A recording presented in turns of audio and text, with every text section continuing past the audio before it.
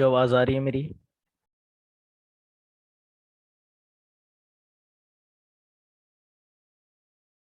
Hello बच्चों, आवाज आ रही है मेरी? Yes sir. यस। ठीक है बच्चों, आज अभी हम लोग नया चैप्टर स्टार्ट करेंगे आज, पॉलीमर्स। और कल इसको खत्म भी कर देंगे। छोटा सा चैप्टर है तो ज्यादा वक्त नहीं लगेगा। ठीक है, पॉलीमर्स जो होते हैं बच्चों, ये क्या चीज होती है इसके बारे में हम लोग समझते हैं पहले। देखो बच्चों, पॉलीमर एक हाई मॉलिक्यूलर वेट वाले कंपाउंड होते हैं। तुम लोग बोल सकते हो इन अदर वर्ड्स में इनको मैक्रोमोलिक्यूल्स। मैक्रोमोलिक्यूल्स मतलब जिसका मॉलिक्यूलर वेट बहुत ज्यादा होता है। बच्चों, हाई मॉलिक्यूलर वेट कंबाइन होते हैं जो बनते हैं by the process of polymerisation by joining small units. If you'll join many small units together, the resultant product that you'll get, the final product that you'll get is called polymer. ठीक है, तो बच्चों polymer जो होते हैं उनको बनाने के लिए छोटे मॉलिक्यूल्स की जरूरत पड़ती है, सिंगल यूनिट्स की, जिसको हम लोग बोलते हैं monomers. When monomers combine together n number of time आपस में जुड़ जाएंगे तो पॉलीमर्स बना देते हैं। ये मोनोमर क्या होते हैं बच्चे? स्मॉल मॉलिक्यूल्स होते हैं with low molecular wait. Small low molecular weight वाले कंपाउंड होते हैं। और जब इनको तुम लोग जोड़ोगे तो एक हाई मॉलिक्यूलर वेट वाला कंपाउंड मिल जाता है जिसको हम लोग पॉलीमर बोलते हैं। मोनोमर से पॉलीमर बनाने वाले प्रोसेस को हम लोग पॉलीमराइजेशन बोलते हैं। तो पॉलीमराइजेशन को कैसे डिफाइन करूंगा? It is a process in which small low molecular weight compound called monomers are joined together to form a high molecular weight compound called polymer is called polymerization। समझ में आ गई बात बच्चों? मोनो मतलब होता है सिंगल, और मर मतलब मैरोस से आता है, mer word which means member और एंटिटी। तो सिंगल मेंबर्स होते हैं बच्चों monomers, where polymers are many members. Now polymers क्योंकि हाई मॉलिक्यूलर वेट कंपाउंड है तो बच्चों इसको मैक्रो मॉलिक्यूल्स भी बोल सकते हो। But remember, not all polymers are, sorry, not all macromolecules are polymers. ठीक है, तो पॉलीमर्स आर मैक्रो मॉलिक्यूल्स,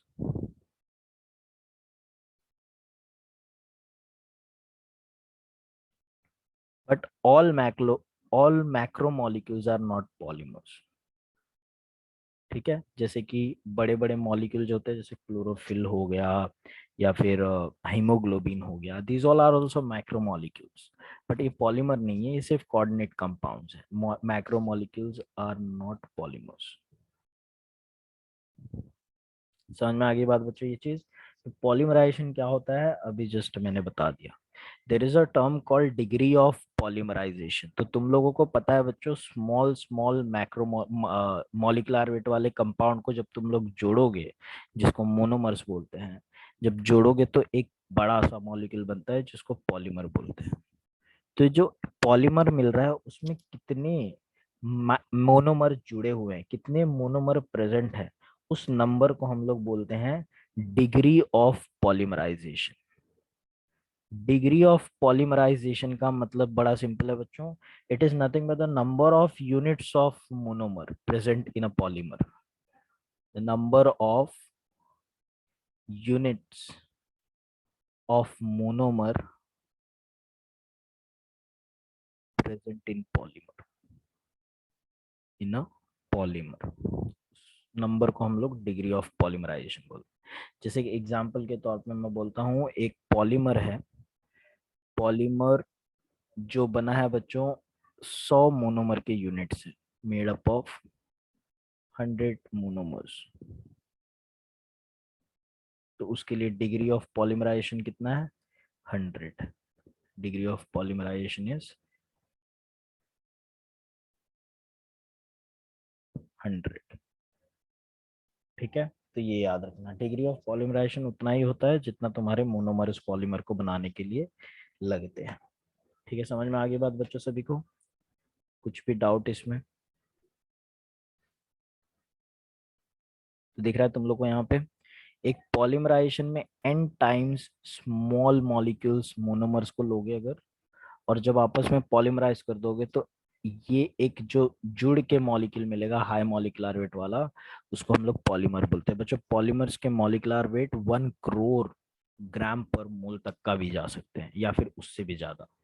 ठीक है, तो याद रखना। तो डेफिनेशन यहाँ पे दे रखा है, when small low molecular wait compounds monomer combines together to form high molecular weight compound, then the phenomenon is called polymerization or the process is called polymerization. Clear होगी बात बच्चों सभी को?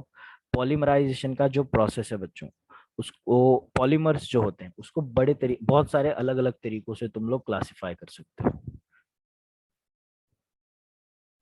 क्या बोला? Will to send PDF? मैं send कर दूंगा PDF Malhar, so you need not to write anything. और ये सारी चीजें तुम्हारे मॉड्यूल से ही कराई जा रही है, तो you can refer your module also for the reference. ठीक है, चलो तो अभी इस पे फोकस करो, पूरा इस पे ध्यान रखना है। पॉलीमराइजेशन क्या होता है बच्चों? क्लासिफिकेशन ऑफ पॉलीमर्स की मैं बात करता हूँ। अपने नोट्स तो तुम लोगों को बनाने ही चाहिए, ठीक है, क्योंकि तुम लोग को आखिरकार में लास्ट लास्ट टाइम पे अपने अपने ही नोट्स को रेफर करके जाना है, जो तुम लोगों ने समझा है उसको। लेकिन फिर भी मैं अपने दे दूंगा, तो मेरे नोट्स से को रेफर करके अपने वाले बना लेना तुम लोग, ठीक है। डाउट्स वाला पीडीएफ भेज दूंगा, ओके ठीक है। आज जो सॉल्व किया उस क्वेश्चन का मैं पीडीएफ सेंड कर दूंगा, ठीक है। क्लासिफिकेशन ऑफ पॉलीमर्स हम लोग डिस्कस कर रहे हैं बच्चों, सबका ध्यान यहाँ पे रहना चाहिए अभी फिलहाल। पॉलीमर्स को कैसे कैसे क्लासिफाई कर सकते हैं बच्चों? पॉलीमर्स को बहुत तरीकों से क्लासिफाई कर सकते हैं, ठीक है। पॉलीमर्स को हम लोग क्लासिफाई कर सकते हैं, पहले तो बच्चों कहाँ से वो मिल रहा है उसके सोर्स के बेसिस पे। पॉलीमर्स नेचुरली मिल सकते हैं बच्चों, या फिर लैब में बन सकते हैं। अगर नेचर से मिल रहे हैं तो उसको नेचुरल पॉलीमर बोलोगे, अगर 100% लैब में बन रहा है तो उसको सिंथेटिक पॉलीमर बोलोगे।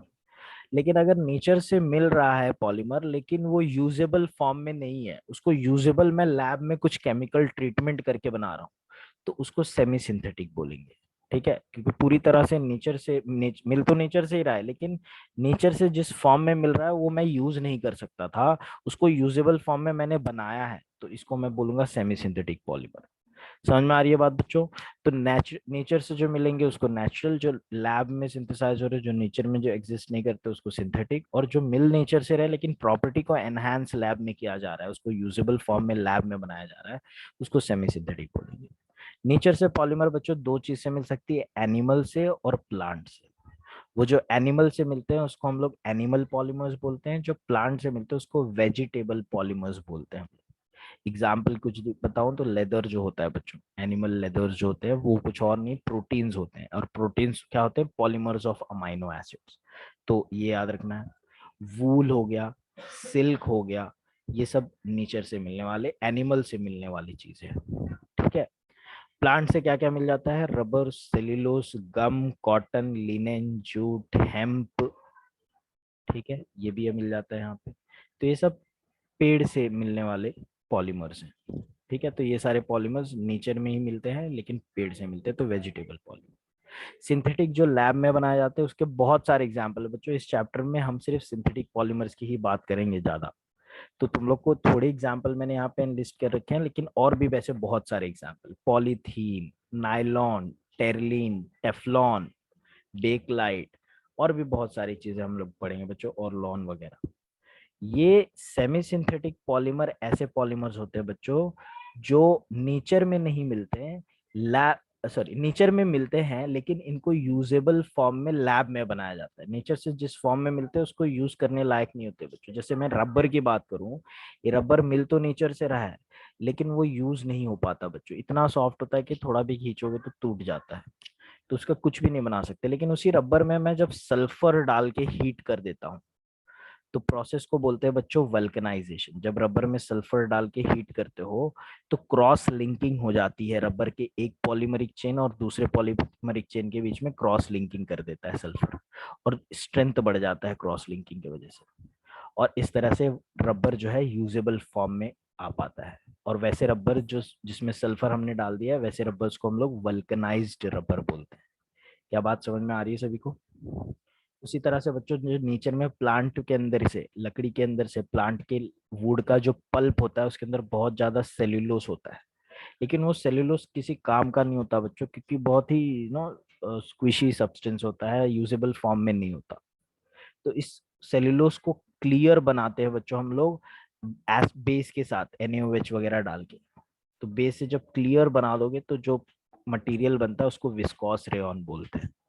वैसे ही क्यूप्रा अमोनियम एसीटेट के साथ ट्रीट करोगे तो उसी सेल्यूलोज को क्यूप्रा अमोनियम एसीटेट सेल्यूलोज बोलते हैं।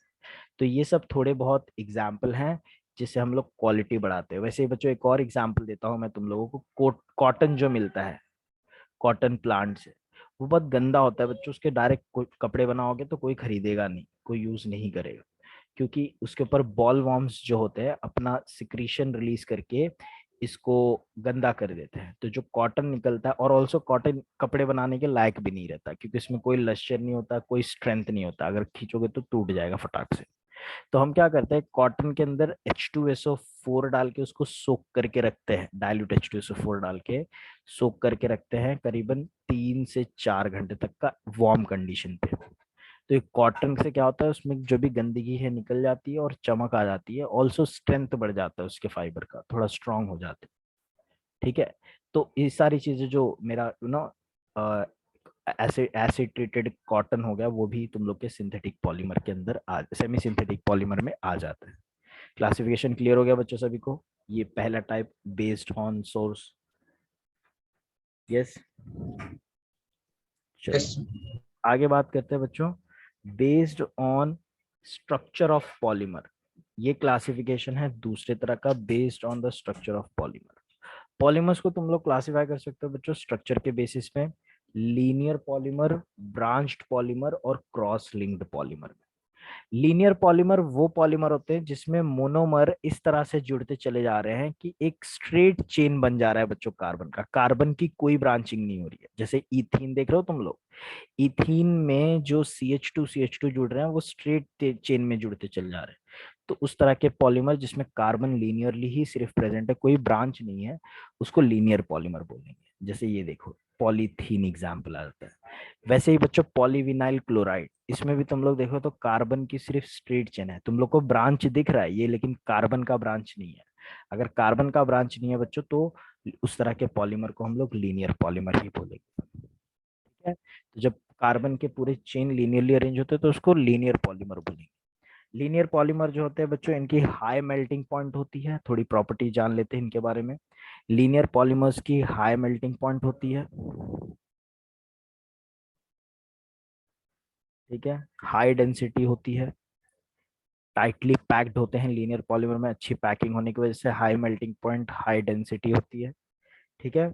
और टाइटली पैक्ड है तो टेंसाइल स्ट्रेंथ भी हाई होता है, हाई टेंसाइल स्ट्रेंथ, स्ट्रेचेबल होता है बच्चों, बहुत ज्यादा अगर खींचोगे तो जल्दी से फटेंगे नहीं।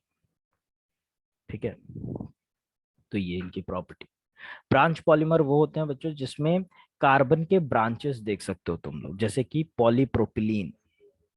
ठीक है, प्रोपिलीन को अगर लेके मैं हीट करता हूँ, पॉलीमराइज करता हूँ, तो उसके डबल बॉन्ड ओपन अप हो जाते हैं बच्चों और आपस में जुड़ने लगते हैं एन नंबर ऑफ टाइम्स, और क्या बन जाएगा, पॉलीप्रोपिलीन बन जाएगा। ये पॉलीप्रोपिलीन जो है बच्चों, ये क्योंकि ब्रांच पॉलीमर है तो इसकी प्रॉपर्टी थोड़ी इंफीरियर होती है, मतलब इसका लो मेल्टिंग पॉइंट होगा, ब्रांच की वजह से अच्छी पैकिंग नहीं हो पाती, टाइटली पैक नहीं हो पाते, और इस वजह से लो डेंसिटी होगी और लो टेंसाइल स्ट्रेंथ होता है। समझ में आ गई बात बच्चों सभी को? अब बात करते हैं थर्ड वाले पॉलीमर की, क्रॉस लिंक्ड पॉलीमर। जैसे मैं बता रहा था वल्कनाइज्ड रबर, तो रबर देखोगे तो बच्चों रबर के एक चेन दूसरे चेन से जुड़े नहीं होते हैं, उसमें तुम लोग जब सल्फर वगैरह डाल देते हो तो सल्फर ऐसे क्रॉस लिंकिंग क्रिएट कर देता है दो चेन के बीच में, और ये क्रॉस लिंकिंग के होने की वजह से जो रबर होता है वो बहुत हार्ड हो जाता है बच्चों, बहुत रिजिड हो जाता है, और स्ट्रेंथ आ जाती है, थोड़ी सी इलास्टिसिटी उसकी बढ़ जाती है। तो याद रखना बच्चों, इसमें इस तरह के रबर जो होते हैं इनकी प्रॉपर्टी क्या होती है, दे आर वेरी हार्ड, ठीक है, एंड रिजिड। ऑल्सो याद रखना बच्चों कि ब्रिटल हो जाते हैं, हार्डनेस, जब कोई चीज रिजिड हो जाती है तो वो आसानी से टूटने लगती है, इलास्टिसिटी थोड़ी सी खत्म होने लगती है। एग्जाम्पल इसके मैं बात करूँ तो वल्कनाइज्ड रबर है, मेलामाइन पॉलीमर है, बेकलाइट आ जाता है, this all are the examples. तो ये तीन तरह का स्ट्रक्चर के बेसिस पे क्लासिफिकेशन। थर्ड हम लोग classification based on method of polymerisation. क्या पॉलीमराइजेशन मेथड है, उसके बेसिस पे हम लोग क्लासिफाई कर सकते हैं बच्चों। 3 तरह का पॉलीमराइजेशन टेक्निक होता है, एक एडिशन पॉलीमराइजेशन, एक कंडेंसेशन पॉलीमराइजेशन और एक ring opening polymerisation. Addition polymerisation को चेन ग्रोथ पॉलीमराइजेशन भी बोलते हैं बच्चों। कंडेंसेशन पॉलीमराइजेशन को स्टेप ग्रोथ पॉलीमराइजेशन और रिंग ओपनिंग को सिर्फ रिंग ओपनिंग पॉलीमराइजेशन ही बोलते हैं। ठीक है। एडिशन पॉलीमराइजेशन का बहुत अच्छा एग्जांपल आता है बच्चों, जिसमें सिर्फ एडिशन रिएक्शन हो रहा है। तो जब कभी भी तुम लोग के पॉलीमर्स जुड़, पॉलीमराइजेशन का प्रोसेस ऐसे हो रहा है जिसमें साइड प्रोडक्ट नहीं मिल रहा है, कोई स्मॉल मॉलिक्यूल एलिमिनेट नहीं हो रहा बच्चों। ठीक है। When the polymerisation occurs without loss of small molecules मतलब छोटे बाय प्रोडक्ट, जैसे वाटर, HCl, अमोनिया, मिथेनॉल, ये सब छोटे छोटे मॉलिक्यूलर वेट वाले कंपाउंड है। तो without loss of small molecule अगर पॉलीमराइजेशन होता है बच्चों, तो उस तरह के पॉलीमराइजेशन को हम लोग एडिशन पॉलीमराइजेशन, कोई भी मॉलिक्यूल एलिमिनेट नहीं होगा यहाँ पे। ठीक है। इसका मैकेनिज्म 3 तरीके का होता है बच्चों एडिशन पॉलीमराइजेशन, जिसमें से एक अभी डिस्कस कर लेते हैं हम लोग। सबसे कॉमन मैकेनिज्म यही होता है बच्चों एडिशन पॉलीमराइजेशन का, फ्री रेडिकल पॉलीमराइजेशन। ठीक है। इसके अलावा कटायनिक और अनायनिक टाइप का भी पॉलीमराइजेशन होता है, उसको भी मैं ब्रीफली एक्सप्लेन कर दूंगा। पहले तो समझते हैं free radical polymerisation, addition polymerisation जो है वो कैसे होता है बच्चों। एडिशन पॉलीमराइजेशन जैसा कि मैंने बोला, एक टाइप है इसमें फ्री रेडिकल मैकेनिज्म, एक होता है कटायनिक और एक होता है अनायनिक। सबसे ज्यादा कॉमन होता है addition polymerisation free radical type का। तो पहले इसका मैकेनिज्म जानते हैं। फ्री रेडिकल पॉलीमराइजेशन 3 स्टेप में होता है बच्चों। सबसे पहला स्टेप होता है चेन इनिशिएशन स्टेप, जिसके अंदर हम लोग, ये चेन इनिशिएशन स्टेप करने के लिए हमको इनिशिएटर्स डालने पड़ते हैं रिएक्शन। जो इनिशिएटर्स होते हैं वो परऑक्साइड होते हैं, जैसे कि benzoyl peroxide, hydrogen peroxide, sodium peroxide, कोई भी परऑक्साइड तुम लोग सोच सकते हो। यहाँ पे एग्जांपल एक्सप्लेन करने के लिए मैंने बेंजोइल परऑक्साइड ले रखा है। तो कैसे इनिशिएट होता है चेन इनिशिएशन स्टेप? पहले क्या होता है बच्चों, जब तुम लोग हीट करते हो परऑक्साइड को, तो उनका होमोलाइटिक फिशन हो जाता है और एक एक इलेक्ट्रॉन बीच में से दोनों को चल जाते हैं। और जैसे इलेक्ट्रॉन जाएंगे, you'll get this benzoyl oxy free radicals. This benzoyl oxy free radical will then undergo rearrangement, वापस से ब्रेक डाउन करता है अपने आप को, और ये चीज निकल जाती है कार्बन डाइऑक्साइड बन के, और एक इलेक्ट्रॉन जो है फिनाइल रिंग पे आ जाता है, बन जाता है बच्चों फिनाइल रेडिकल और साथ में कार्बन डाइऑक्साइड। समझ में आ रही है बात बच्चों सभी को? यस, क्लियर इधर तक का पहला स्टेप? चलो, फिनाइल रेडिकल जो बन रहा है बच्चों, वो चेन इनिशिएट कर देगा। क्या करेगा? तुम्हारा मोनोमर जो था, मोनोमर क्या है अपने पास? इथीन। मैं पॉलीथीन फॉर एग्जांपल बना रहा हूं बच्चों, तो मोनोमर के साथ, इथीन मेरा मोनोमर है, उसके साथ जाके अटैक कर देगा ये। और जैसे ही अटैक करेगा, देखो एक इलेक्ट्रॉन इसके पास है, एक इलेक्ट्रॉन पाई बॉन्ड से ला देगा इथीन, और एक इलेक्ट्रॉन जो था वो CH2 पे चले जाएगा और स्टाइराइल फ्री रेडिकल मिल जाएगा बच्चों। एक बार रेडिकल जो रेडिकल बनाने लगा, ये प्रोसेस रुकेगा ही नहीं। अब ये स्टाइराइल फ्री रेडिकल प्रोपोगेट करने लगेगा। प्रोपोगेट मतलब दूसरे इथीन के पास जाएगा, एक और रेडिकल बनाएगा, वो मॉलिक्यूल दूसरे इथीन के पास जाएगा, एक और रेडिकल बनाएगा, और ये प्रोसेस ऐसे रिपीट होते चले जाएगा। इस प्रोसेस को बोलते हैं चेन प्रोपोगेशन। ये जो ऊपर स्टाइराइल फ्री रेडिकल था, अब वो दूसरे अल्कीन के पास गया और उसको भी उसी तरीके से तोड़ देगा जैसे ऊपर वो टूटा था, और ये बना लेगा बच्चों। अब ये इसी तरह से एक और इथीन के पास जाएगा, एक इलेक्ट्रॉन ये दिया, एक इलेक्ट्रॉन ये, और एक इलेक्ट्रॉन ये, और एक और बार चेन ग्रोथ होगा। ऐसे ग्रोथ होते चले जाएगा बच्चों n नंबर ऑफ टाइम। जितना मोनोमर डालोगे उतना चेन बढ़ेगा। तो ये रुकेगा ही नहीं बच्चों, ये रिएक्शन होते रहेगा। तो सवाल ये आता है कि रोके कैसे रिएक्शन को? बच्चों रोकने का एक तरीका तो ये है कि तुम लोग मोनोमर और डालो ही नहीं। जब मोनोमर का सप्लाई नहीं करोगे, तो एक ऐसा टाइम आएगा कि ये पूरा मोनोमर खत्म हो जाएगा, और जब मोनोमर खत्म हो जाएगा तो ऐसे रेडिकल्स जो है आपस में जुड़ के चेन को टर्मिनेट कर देंगे। क्या बात समझ में आ गई सभी को? बोलो। Yes sir. ठीक है। तो इस तरह से हम लोग चेन टर्मिनेशन करवा सकते हैं।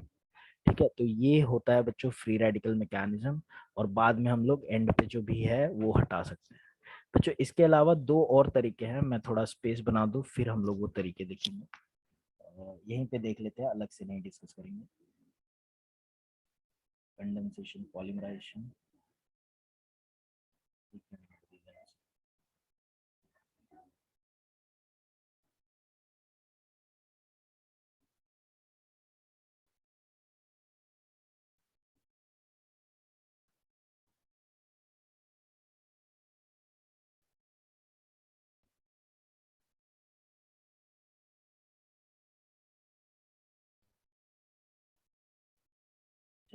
यहाँ पे हमने देख लिया ए मैकेनिज्म फ्री रेडिकल में पॉलीमराइजेशन। अब जरा बात करते हैं बच्चों बी दूसरा तरीका एडिशन पॉलीमराइजेशन होने का, जिसको हम लोग बोलते हैं कैटायनिक पॉलीमराइजेशन।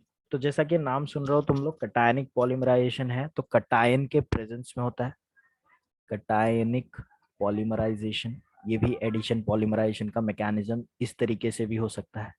तो जैसा कि नाम समझ में आ रहा है बच्चों तुम लोग को, ये रिएक्शन एक कटायन इनिशिएट करता है। जनरली जो कटायन होता है बच्चों इसमें H+ आयन होता है। ठीक है, तो एग्जाम्पल देखेंगे बच्चों, इसको मैं बोल सकता हूँ इनिशिएटेड बाय कटायन और प्रोटॉन। प्रोटॉन भी तो कटायन ही होता है ना बच्चों, H+ को बोलते हैं प्रोटॉन। ठीक है, तो जब तुम लोग एसिडिक मीडियम में करते हो, मतलब प्रोटिक एसिड लेते हो, इनिशिएटर तुम लोग लोगे अगर पर ऑक्साइड लोगे, तो पर ऑक्साइड कौन सा रिएक्शन फॉलो करवाएगा बच्चों? Free radical mechanism. इनिशिएटर अगर लेते हो तो फ्री रेडिकल मैकेनिज्म। अगर तुम लोग प्रोटिक एसिड लेते हो या फिर प्रोटोनिक एसिड्स लेते हो, तो प्रोटोनिक एसिड हमेशा कटायनिक पॉलीमराइजेशन मैकेनिज्म फॉलो करवाएंगे। और अगर तुम लोग बच्चों एक बेस लेते हो या फिर इलेक्ट्रॉन विड्रॉइंग ग्रुप, सॉरी, एक अनायन लेते हो, बेस या फिर अनायन, बेस और अनायन के प्रेजेंस में एनायनिक पॉलीमराइजेशन होता है। ठीक है, तो क्या इनिशिएटर डाल रहे हो उसके हिसाब से मैकेनिज्म होता है। ज्यादातर मैकेनिज्म जो बच्चों पर ऑक्साइड के प्रेजेंस में फॉलो होता है फ्री रेडिकल मैकेनिज्म होता है। तो बच्चों कोई भी मॉलिक्यूल ले लेते हैं, लेट्स टेक प्रोपिलीन ले लेते हो, ऊपर इथीन बनाए तो प्रोपिलीन ले लेते हैं यहाँ पे। तो ये प्रोपिलीन जो है बच्चों, जैसे ही तुम लोग कटायन डालोगे इसमें, ठीक है, क्या होगा? कटायन ये पाई इलेक्ट्रॉन को ले लेगा बच्चों। पाई इलेक्ट्रॉन को लेके क्या बना लेगा? CH3C+CH+, और वो जो पाई इलेक्ट्रॉन लिया है उससे जुड़ जाएगा CH2 को और कन्वर्ट कर देगा CH3। क्या ये स्टेप समझ में आया बच्चों सभी को? यस, ये स्टेप 1 बोल देता हूँ इसको मैं, प्रोटोनेशन। समझ में आया बच्चों सबको protonation step? Yes, sir. Step 2 में क्या होगा? ये प्रोटोनेटेड मॉलिक्यूल जो है वो खुद अब एक कटायन बन चुका है। जैसे H+ एक कटायन था, पाई इलेक्ट्रॉन ले लिया, अब वो खुद कटायन बन चुका है। तो अब ये भी इसी तरह, जैसे H+ ने किसी का पाई इलेक्ट्रॉन लेके बॉन्ड बनाया बच्चों, वैसे अब ये भी मॉलिक्यूल दूसरे मॉलिक्यूल पे, दूसरे मोनोमर के मॉलिक्यूल का प्रोटॉन ले लेगा और पाई इलेक्ट्रॉन लेके बॉन्ड बना लेगा। तो क्या मिल गया? CH3, एक CH3 यहाँ पे लिख देता हूँ, CH2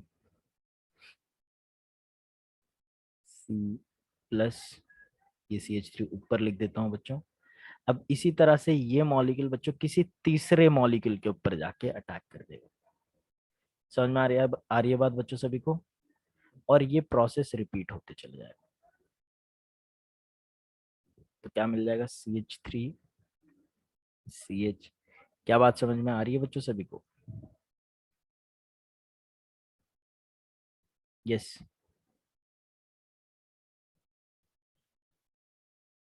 और ये ऐसे रिपीट होगा बच्चों, कितने टाइम होगा? ये n नंबर ऑफ टाइम होगा। ठीक है, तो ऐसे रिपीट होते चल जाएगा, चेन का ग्रोथ होते चल जाएगा। समझ में आ रही है बात बच्चों? इसको प्रोपोगेशन बोल सकते हो तुम। प्रोपोगेट हो रहा है, चेन होते चले जाएगा, और ये इस तरह से n नंबर ऑफ टाइम आपस में जुड़ते चल जाएंगे। बच्चों कोई मुझको बता सकता है इसको रोकना है तो क्या करना है? अगर इस पॉलीमराइजेशन को, प्रोसेस को रोकना है तो टर्मिनेट कैसे करेंगे?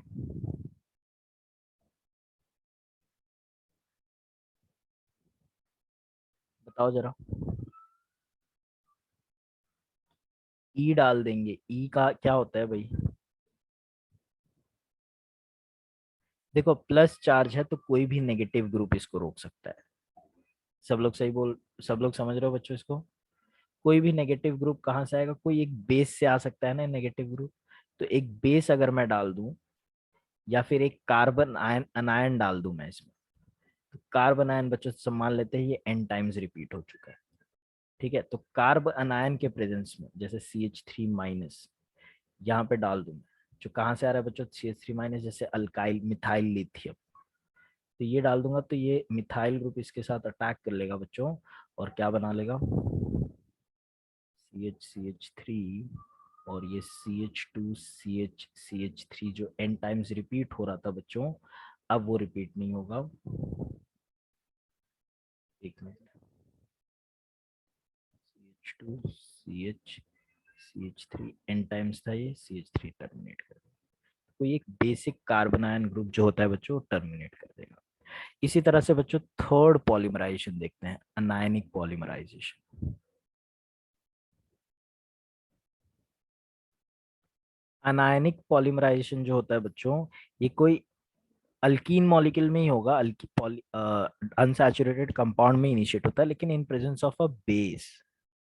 ठीक है, तो बेस के प्रेजेंस में होता है बच्चों। इसमें एक कंडीशन यह है कि जो तुम्हारा अनसैचुरेटेड मॉलिक्यूल है, this it should contain an electron withdrawing group, जैसे कि क्लोरीन या फिर कोई और ज्यादा स्ट्रॉन्ग, जैसे नाइट्रो इथीन हो गया बच्चों। नाइट्रो ग्रुप एक स्ट्रॉन्ग इलेक्ट्रॉन विड्रॉइंग ग्रुप है कि जो भी अनायन बनेगा, देखो बच्चों अनायन जो बन रहा है उसको स्टेबलाइज करने के लिए इलेक्ट्रॉन विड्रॉइंग ग्रुप चाहिए रहता है। तो अगर तुम्हारे पास एक ऐसा अनसैचुरेटेड कंपाउंड है जिसमें इलेक्ट्रॉन विड्रॉइंग ग्रुप है, तो ये रिएक्शन होगा। ठीक है, अनायनिक पॉलीमराइजेशन उसके अंदर पॉसिबल है। अगर अल्कीन है सिर्फ कोई इलेक्ट्रॉन विड्रॉइंग ग्रुप, तो कटायनिक करा लो चाहे फ्री फ्री रेडिकल करा लो, वो दोनों होगा, लेकिन अनायनिक पॉसिबल नहीं है बच्चों। तो याद रखना ये एक बेस के प्रेजेंस में होता है। कोई भी बेसिक लाइगेंड ले लो तुम लोग, बी माइनस लिख लेता हूं मैं। तो ये बेस है बच्चों, तो बेस अटैक करेगा और ये इलेक्ट्रॉन इसके ऊपर चल जाएगा और क्या मिल जाएगा बताओ, BCH2CH माइनस। ठीक है, ये कार्बन आयन जो बन रहा है बच्चों ये स्टेबल है, क्योंकि यहाँ पे मैंने एक इलेक्ट्रॉन विड्रॉइंग ग्रुप लगा रखा है जो इसका नेगेटिव चार्ज का मैग्नीट्यूड विड्रॉ करके कम कर लेगा। अब क्या करना है बच्चों, इनिशिएट कर दिया, अब ये क्या होगा, प्रोपोगेट होगा। CH2CHCl जो है इस ये अटैक करेगा दूसरे CH2CHCl पे, ऐसे जैसे बेस ने इसके ऊपर अटैक किया था। And the process will repeat n number of times. ठीक है, CH2 ये B के साथ जुड़ गया था, तो यहाँ पे मैं लिख देता हूँ BCH2CHCl, ये जुड़ जाएगा CH2 के साथ, CH पे Cl, ये minus, and the process will repeat again and again. Sir वो तो लंबा कंपाउंड बनते जाएगा ना। बनते चल जाए, तो इस यही तो करना है ना अपने को, हम लोग को छोटे मॉलिक्यूल को जोड़ के बड़ा सा मॉलिक्यूल बनाना है। समझ में आ रही है बात? तो प्रोसेस ये बनते चल जाएगा, n number of time repeat होगा जब भी। तो कैसा बन जाएगा बच्चों, BCH2CHCl, और एक कंपाउंड बनते चले जाएगा। जब तक बनेगा जब तक तुम लोग मोनोमर सप्लाई करोगे। ठीक है, CH2CHCl n number of time. बच्चों प्रोसेस को रोकने के लिए क्या करेंगे हम लोग बताओ, यहाँ पे माइनस है, मैं अगर एसिड डाल दूं H प्लस, तो क्या प्रोसेस रुक जाएगा बच्चों, बोलो? Yes sir. टर्मिनेशन। तो टर्मिनेशन हो जाएगा BCH2CHCl। जब कभी भी रोकना हो तो थोड़ा सा एसिड डाल दो, बस अपने आप ही रुक जाएगा बच्चों process. CHCl n times CH2CH2Cl terminate हो गया बच्चों। जो तुम लोगों ने अभी बनाया है यह है पॉलीविनाइल क्लोराइड, पॉलीविनाइल क्लोराइड, और शॉर्ट में अगर मैं बोलूँ तो इसको बोलते हैं PVC। पाइप्स होते हैं ना बच्चों, PVC के पाइप्स वगैरह बनाते हैं। ठीक है, तो ये चीज हो जाती है। तो ये था बच्चों पूरा एडिशन पॉलीमराइजेशन के बारे में हमने समझ लिया, और डिफरेंट टाइप के एडिशन पॉलीमराइजेशन का मैकेनिज्म भी डिस्कस कर लिया। अब बात करते हैं बच्चों कंडेंसेशन पॉलीमराइजेशन के बारे में। कंडेंसेशन पॉलीमराइजेशन को बच्चों स्टेप ग्रोथ पॉलीमराइजेशन भी बोलते हैं, क्योंकि स्टेप बाय स्टेप होता है। तुम लोगों ने ऊपर देखा है ये रिएक्शन एक बार स्टार्ट हो गया तो होते चले जा रहा था, होते चले जा रहा था। ये बच्चों होते नहीं चले जाता, इसको हम लोग को 2-3 स्टेप में करना पड़ता है बार बार। तो जब कभी भी पॉलीमराइजेशन होता है with elimination of small molecules, small molecules मतलब वाटर, अमोनिया, HCl, मिथेनॉल, ये सारे स्मॉल मॉलिक्यूल। जब कभी भी दो मोनोमर जोड़ रहे हो बच्चों, और दोनों मोनोमर जुड़ने के साथ साथ उनमें से कुछ छोटे छोटे मॉलिक्यूल्स एलिमिनेट हो रहे हैं, तो उस पॉलीमराइजेशन को कंडेंसेशन पॉलीमराइजेशन बोलते हैं। एग्जाम्पल देखेंगे बच्चों, टेरिलीन का प्रिपरेशन। टेरिलीन को बच्चों डैक्रॉन भी बोलते हैं, और ये एक पॉलीएस्टर टाइप का पॉलीमर है। टेरिलिन बनता है बच्चों दो अलग अलग तरह के मोनोमर को जोड़ के। एक मोनोमर है इथिलीन ग्लाइकॉल, इथिलीन ग्लाइकॉल, और एक मोनोमर है टर्फथैलिक एसिड। तुम लोग देख रहे हो बच्चों, इथिलीन ग्लाइकोल और टर्फथैलिक एसिड के बीच में से स्क्वायर बॉक्स से वाटर मॉलिक्यूल निकाल रहा हूं। जैसे ही वाटर मॉलिक्यूल निकलेगा, ये जो O है वो इस C से जुड़ जाएगा बच्चों और बना लेगा एस्टर लिंकेज। ये रिपीटिंग यूनिट बन गई। ये रिपीटिंग यूनिट बच्चों अपने आप को n number of time repeat करेगी, तो तुम लोग को टेरिलीन मिलके बन जाएगा। टेरलिन में बच्चों एक यूनिट में एक एस्टर लिंकेज देख रहे हो तुम लोग, तो बहुत बार अगर रिपीट होगा तो बहुत सारा एस्टर लिंकेज देखने को मिलेगा कि नहीं मिलेगा, बताओ। हाँ, मिलेगा कि नहीं? क्योंकि बहुत सारे एस्टर लिंकेज मिल रहे हैं, इसके लिए इसको पॉली एस्टर बोलते हैं बच्चों। पॉली एस्टर के कपड़े बनते हैं, पॉलीएस्टर बोलते हैं हम लोग उसको। ठीक है।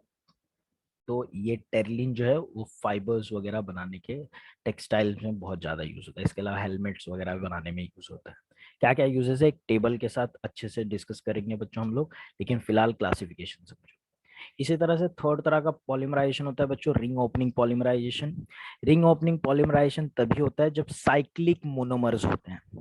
साइक्लिक मोनोमर्स को अगर तुम लोग हीट करते हो तो उनका रिंग ओपन हो जाता है और पॉलीमराइज हो सकते हैं। जैसे एप्सिलॉन कैप्रोलैक्टम को अगर तुम लोग हीट करते हो तो ये देख रहे हो NHCO बॉन्ड टूट जाएगा और ये मिल जाएंगे फ्रैगमेंट्स। बीच में जो 5 CH2 हैं बच्चों, उनको मैंने कंडेंस करके लिख दिया है यहाँ पे। और ये मॉलिक्यूल अपने आप को n नंबर ऑफ टाइम जब एक के बाद एक रिपीट करेगा तो तुम लोग को बन जाएगा बच्चों नाइलॉन 6 मिल गया। बाय द वे बच्चों, नाइलॉन 6 का एक यूनिट तुम लोग देख रहे हो। अगर इसी तरह से मैं दूसरा यूनिट भी दिखाऊं, देख रहे हो तुम लोग, ये एक रिपीटिंग यूनिट है और ये दूसरी रिपीटिंग यूनिट है। क्या दिख रहा है बच्चों तुम लोगों को? इसके दो यूनिट्स देख लो अच्छे से और बताओ दिख रहा है तो।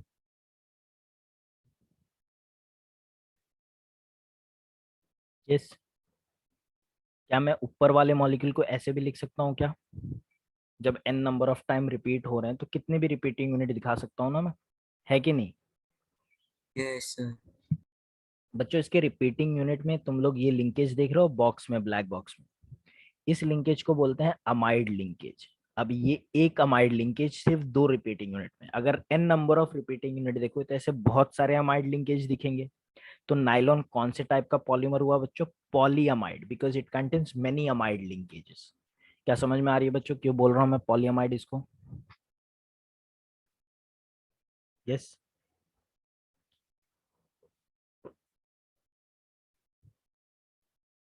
तो ये बच्चों पॉलीअमाइड होता है। बाय द वे बच्चों, नाइलॉन को नाइलॉन क्यों बोलते हैं, सबको पता है? क्या किसी को पता है बच्चों नाइलॉन को नाइलॉन नाम कैसे मिला? वो सर। बच्चों नाइलॉन को नाइलॉन नाम कहाँ से मिला पता है? ये एक ही साथ में दो अलग अलग कॉन्टिनेंट पे डिस्कवर हुआ, दो अलग अलग कंट्रीज में डिस्कवर हुआ। इन्वेंट हुआ, डिस्कवर नहीं बोलना चाहिए, इन्वेंट हुआ। दो अलग अलग साइंटिस्ट ने एक ही टाइम पे दो अलग अलग कंट्रीज के डिस्कवर किए। एक था न्यूयॉर्क और एक था बच्चों लंदन। तो न्यूयॉर्क और लंदन से मिल गया बच्चों नाम नाइलॉन। न्यूयॉर्क का इनिशियल और लंदन का मिला। और 6 क्यों बोलते हैं इसको? क्योंकि 6 कार्बन का स्टार्टिंग मटेरियल है। देखो, स्टार्टिंग मटेरियल एप्सिलॉन कैप्रोलेक्टर में 6 कार्बन थे और एक ही स्टार्टिंग मटेरियल है, तो इसके लिए इसको नाइलॉन 6 बोलते हैं। ऐसे एक नाइलॉन 6 भी होता है। नाइलॉन के बहुत सारे वेराइटीज हैं। एक नाइलॉन 6 होता है, नाइलॉन 6 होता है, नाइलॉन 6 8 6 10 2 6, ये अलग अलग नाइलॉन होते हैं। तो ये 6 नंबर्स क्या इंडिकेट करते हैं कि कितना स्टार्टिंग मटेरियल है और कितने कार्बन है उसमें। अगर मैं बोलता हूँ नाइलॉन 6 तो एक ही स्टार्टिंग मटेरियल और 6 कार्बन का। अगर मैं बोलता हूँ नाइलॉन 6 मतलब दो स्टार्टिंग मटेरियल्स है, दो मोनोमर्स हैं और दोनों में 6 कार्बन है। अगर मैं बोलता हूँ नाइलॉन 6 तो मतलब दो स्टार्टिंग मटेरियल है, एक स्टार्टिंग मटेरियल में 2 कार्बन है और दूसरे में 6 कार्बन है। क्या बात समझ में आ रही है सभी को? यस। Yes, sir. चलो बढ़िया।